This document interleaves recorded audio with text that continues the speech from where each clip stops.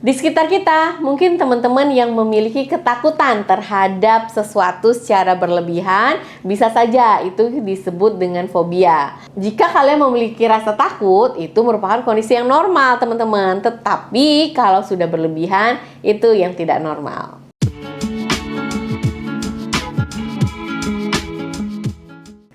Hai, assalamualaikum sahabat sehat. Apa kabarnya nih? Semoga teman-teman selalu sehat ya. Amin ya rabbal alamin. Jangan lupa di subscribe nih, Dr. WSP.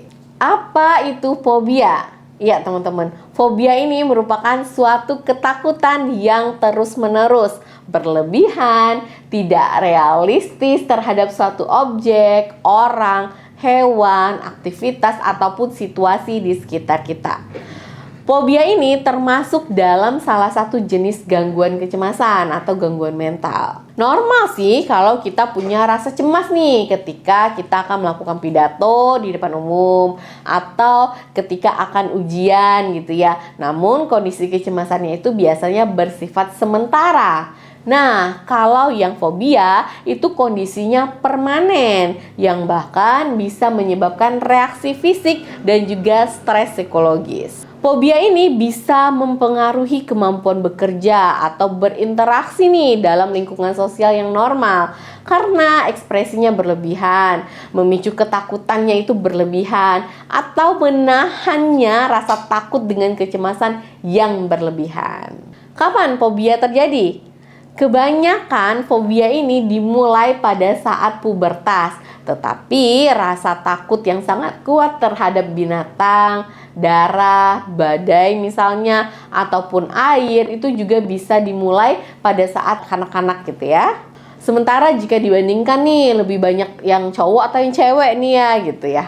Ya kalau dibandingkan berdasarkan jenis kelaminnya, perempuan lebih sering memiliki fobia dibandingkan laki-laki. Nah, sekarang kita bahas nih secara garis besar nih jenis-jenis fobia. Yang pertama, ada namanya agrofobia. Agrofobia itu ketakutan ketika berada di ruang publik. Nah, penderita agrofobia ini biasanya akan merasa kesulitan dan juga malu nih jika harus pergi atau meninggalkan tempat tinggalnya itu secara mendadak. Intinya, tempat keramaian itu dia merasa tidak nyaman, gemetarlah, berdebarlah jantungnya, berkeringat dingin gitu ya. Tempat keramaian seperti apa? Ya banyak, misalnya di pasar, bioskop, kendaraan umum, ataupun tempat-tempat keramaian lainnya. Dan bisa juga nih timbul gangguan panik nih ketika berada di ruang-ruang publik tersebut. Jenis yang kedua yaitu fobia spesifik.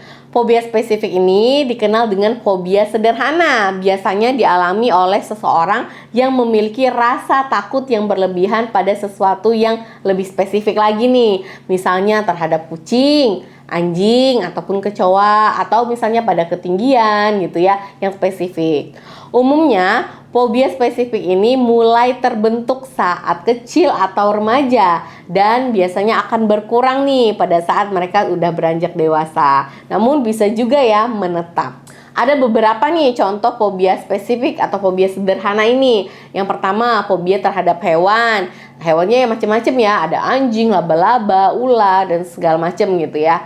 Kemudian fobia terhadap lingkungan, misalnya ketinggian, laut, atau terhadap kuman gitu yang berlebihan. Kemudian fobia terhadap situasi, misalnya naik pesawat, atau datang ke dokter gigi gitu ya. Kemudian fobia terhadap suatu kondisi yang pernah terjadi pada tubuh kamu, misalnya fobia terhadap darah, muntah, ataupun fobia disuntik, kan ada ya sering kita dengar. Dan juga ada juga nih jenis fobia seksual, seperti takut nih untuk melakukan hubungan seksual atau takut nih terkena penyakit menular seksual secara berlebihan. Jenis yang ketiga yaitu adalah fobia sosial. Nah, orang dengan fobia sosial takut dengan situasi yang memungkinkan mereka itu menerima penghinaan, dipermalukan, atau dihakimi oleh orang lain. Mereka biasanya akan cemas ya ketika berhubungan dengan orang-orang asing nih, karena mereka mengalami gangguan untuk bersosialisasi. Pengalaman yang tidak menyenangkan atau negatif itu juga menambah risiko seseorang untuk mengalami fobia sosial. Ada beberapa nih gejala fobia ya teman-teman yang bisa kamu tandain ya. Yang pertama, perasaan takut atau cemas yang berlebihan. Yang kedua, adanya perasaan takut itu nggak masuk di akal nih dan nggak kunjung hilang ya. Pemicunya bisa macam-macam, bisa objek, aktivitas, atau suatu kondisi tertentu. Yang keempat, munculnya perasaan yang tidak sesuai dengan bahaya yang sebenarnya. Sebenarnya kondisi itu nggak berbahaya banget gitu ya, tapi kok perasaannya itu munculnya kayaknya berlebihan. Nah, itu salah satu tanda. Yang kelima, sering menghindari objek, aktivitas, atau situasi yang memicunya.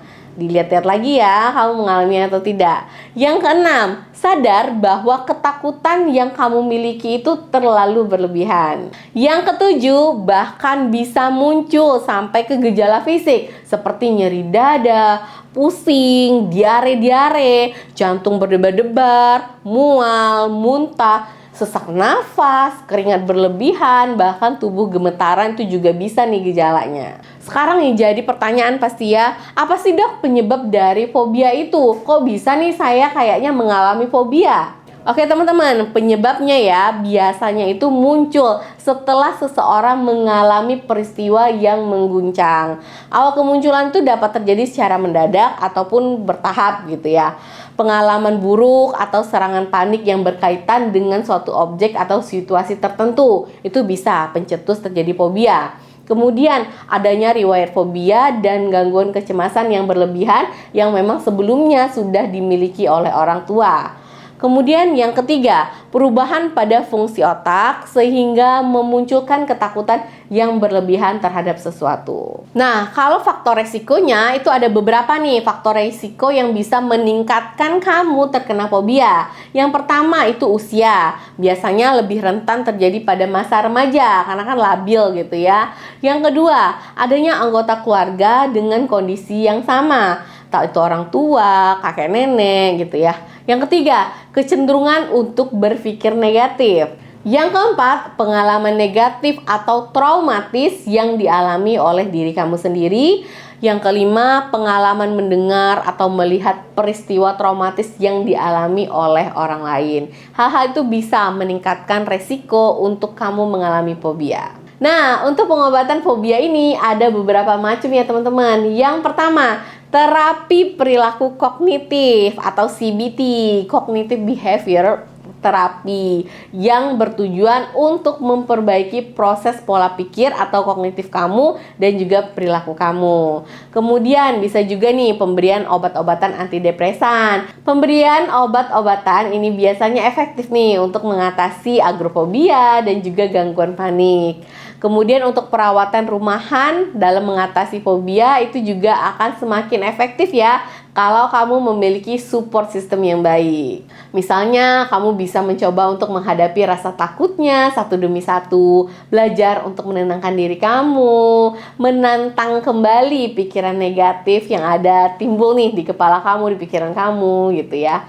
Kesimpulannya ya teman-teman, fobia itu merupakan suatu ketakutan yang terus-menerus berlebihan, tidak realistis terhadap suatu objek, orang, hewan, ataupun aktivitas dan situasi tertentu. Kemudian, perempuan lebih sering mengalami fobia dibandingkan laki-laki. Yang ketiga, ada 3 macam fobia, yaitu fobia spesifik, fobia sosial, dan juga agrofobia. Kemudian gejalanya itu bisa mulai dari perasaan cemas yang ringan sampai serangan panik secara menyeluruh. Dan yang terakhir, kesimpulannya pengobatannya itu bisa melibatkan terapi perilaku kognitif, pemberian obat-obatan seperti antidepresan, ataupun kombinasi dari kedua terapi tersebut. Oke teman-teman, terima kasih yang sudah menonton video ini sampai habis. Jangan lupa di-share ya video saya. Semoga makin banyak teman-teman kita yang tahu tentang fobia dan juga tidak menjadikan fobia ini sebagai lelucon. Stay healthy, stay positif, baik secara fisik maupun secara mentalnya. Selalu sehat dimanapun kalian berada. Wassalamualaikum. Jangan lupa di-subscribe ya Dr. WSP dan semua media sosial saya. Bye-bye.